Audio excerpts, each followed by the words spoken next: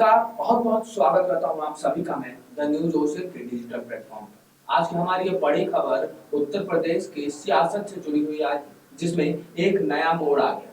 Bharatiya Janata party के सत्ता में आने के बाद एक के बाद एक मिली जीतों ने भारतीय जनता पार्टी के विपक्षी खेमे में हलचल मचा दी है।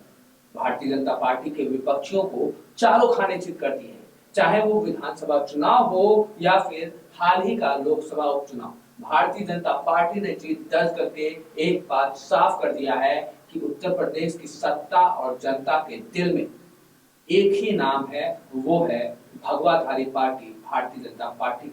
ऐसे में उत्तर प्रदेश के रामपुर और आजमगढ़ में हुए लोकसभा उपचुनाव में भारतीय जनता पार्टी को दोनों सीटों पर मिली जीत के बाद भारतीय जनता पार्टी ने अपनी नई रणनीति बनानी शुरू कर दी। इसी रणनीति के तहत ही उत्तर प्रदेश के भावी मुख्यमंत्री योगी आदित्यनाथ ने एक बड़ा ऐलान और दावा किया है, जिस दावे ने भारतीय जनता पार्टी के विपक्षियों की नींद उड़ा दी। मुख्यमंत्री योगी आदित्यनाथ ने आगामी वर्ष 2024 में होने वाले लोकसभा चुनाव में उत्तर प्रदेश की सभी 80 सीटों को जीतने का दावा किया है। उनके इस दावे से सबसे ज्यादा परेशानी और चिंता अगर किसी की बड़ी है तो वो है उत्तर प्रदेश की विपक्षी पार्टी समाजवादी पार्टी। योगी आदित्यनाथ ने यह दावा तब किया है जब उत्तर प्रदेश में हुए लोकसभा के उपचुनाव की दोनों सीटें भारतीय जनता पार्टी की झोली में आ गई। राजनीतिक विश्लेषकों का मानना है कि योगी आदित्यनाथ का यह बयान भारतीय जनता पार्टी की न सिर्फ रणनीति को सामने जाहिर करता है, बल्कि मनोवैज्ञानिक तौर पर भी विपक्षियों को कमजोर करने जैसा भी है। ऐसे में आखिर क्यों विपक्षियों की नींदें उत्तर प्रदेश के मुख्यमंत्री के इस दावे से उड़ गई? आज हम अपनी इस खबर में इसी बात से आपको वाकिफ करवाएंगे और दिखाएंगे कि कैसे भारतीय जनता पार्टी ने उत्तर प्रदेश में समाजवादी पार्टी का सुपड़ा साफ करते हुए निरहुआ रिक्शा वाले को साइकिल से आगे करवा दिया।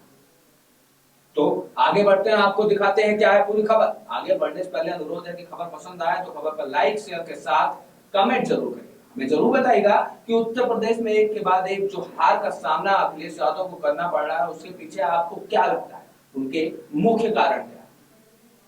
उत्तर प्रदेश के मुख्यमंत्री योगी आदित्यनाथ ने रविवार को आए लोकसभा के चुनाव के बाद आगामी लोकसभा चुनाव में 80 की 80 सीटों को जीतने का दावा कर दिया। राजनीतिक जानकारों का कहना है कि जब विपक्ष के हाथ से उसकी परंपरागत सीटें निकल जाएं, तो इस तरीके के बयान राजनीतिक तौर पर बहुत मायने रखते हैं। बता दें कि वर्ष 2014 और 19 के लोकसभा चुनाव के जो परिणाम उत्तर प्रदेश में भारतीय जनता पार्टी के लिए आए हैं, वह विपक्ष को बहुत कुछ सोचने के लिए मजबूर कर देते हैं। उत्तर प्रदेश उपचुनाव की बहुत ज्यादा अहमियत तो नहीं होती, लेकिन ऐसे चुनाव के परिणाम तब ज्यादा अहम हो जाते हैं जब अगले कुछ समय में बड़े चुनाव होने वाले हैं, क्योंकि वर्ष 2024 में लोकसभा के चुनाव होने वाले हैं। इसलिए 2022 के विधानसभा चुनाव के परिणाम और उसके तुरंत बाद हुए लोकसभा के उपचुनाव के परिणामों से जनता का सीधा कनेक्शन बनता है। इस लिहाज से भारतीय जनता पार्टी ने रणनीति के आधार पर बढ़त फिलहाल बना ही ली है। विकास के लिए भारतीय जनता पार्टी को चुनती है आम जनता।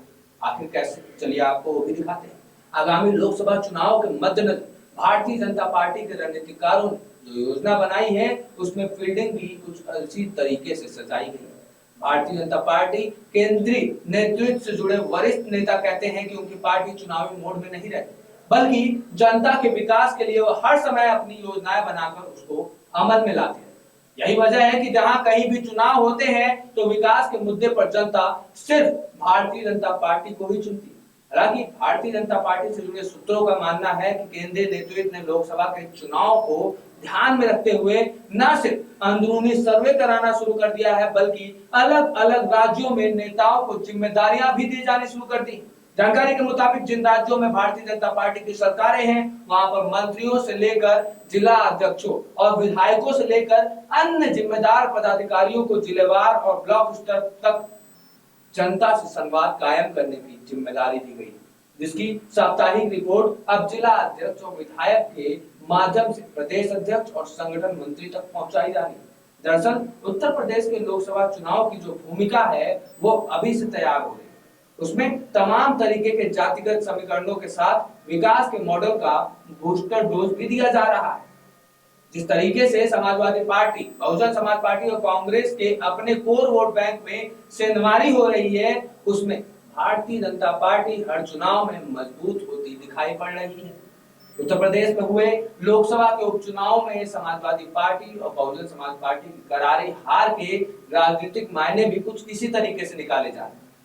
समाजवादी पार्टी के कोर वोट बैंक मुस्लिम और यादव में जमकर सेंधमारी हो रही है। वहीं बहुजन समाज पार्टी के अपने दलित वोट बैंक में भी भारतीय जनता पार्टी ने अच्छी खासी सेंधमारी कर दी। असली लड़ाई अब समाजवादी पार्टी और बहुजन समाजवादी पार्टी के मुस्लिम और बैंकों को लेकर मची हुई है। आजमगढ़ हारी बसपा फिर इतना उत्साहित क्यों? चलिए इस पर भी नजर डालते हैं। उनके मुताबिक आपको बता दें